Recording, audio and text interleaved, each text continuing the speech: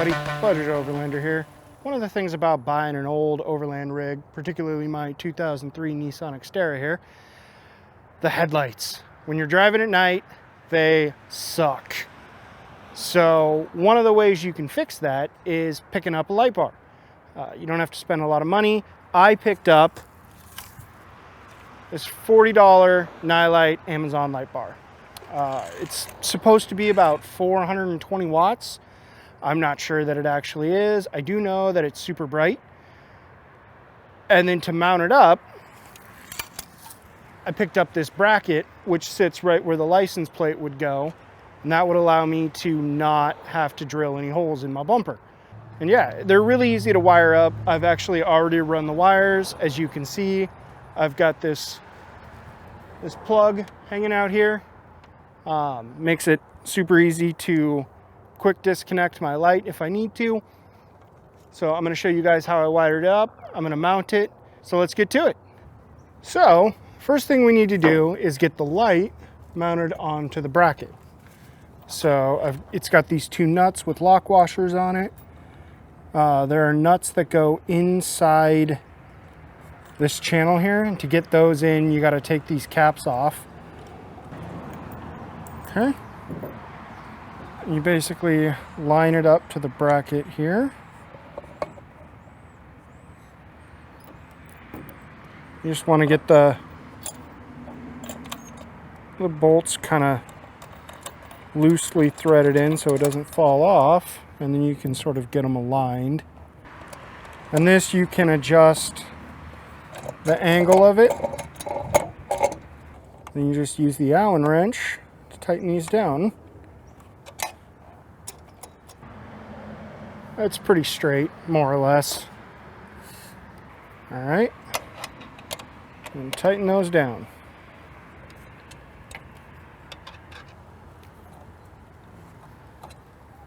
Okay, that ain't going anywhere. All right, and then I'm gonna take my license plate bracket here and I'm gonna mount it to this. All right, so the next thing we're gonna do is we're gonna take the screws off the bumper where the license plate frame normally mounts, and we are going to put the light bar on the bumper and then mount the license plate frame to it. So the first thing we need to do is we need to take these two screws out so we can put the bracket right there. And to do that, I'm gonna use my trusty drill. So we'll just take these out.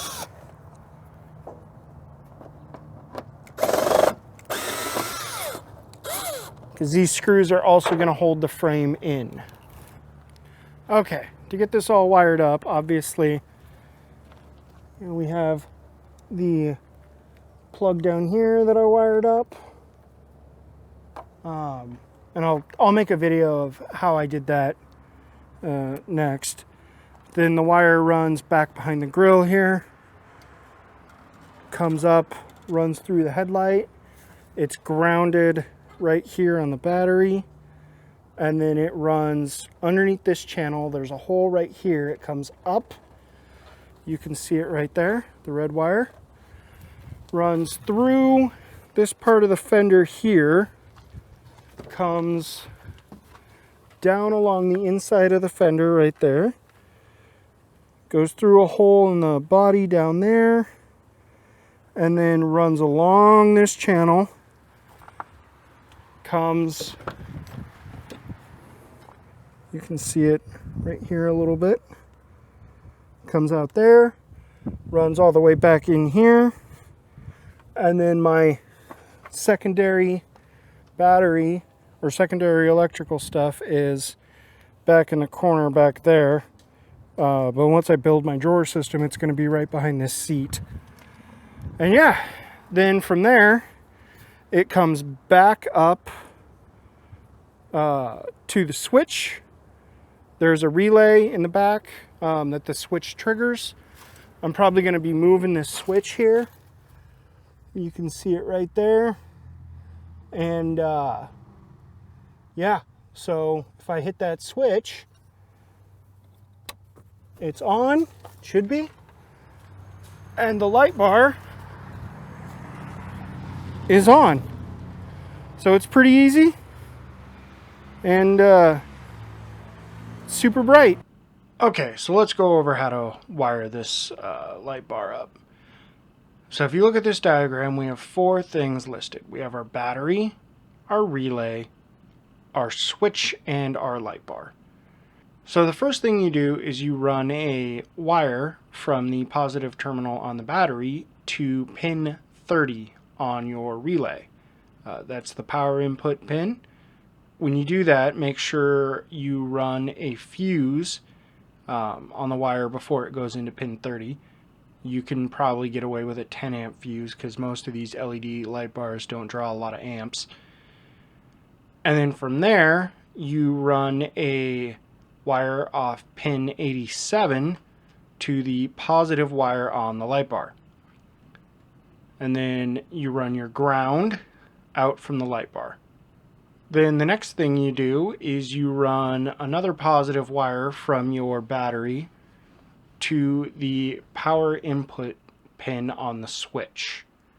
And then that loops into another pin, and then you run the ground out of the switch. So you loop those 2 top pins on the switch together, and then that runs your ground.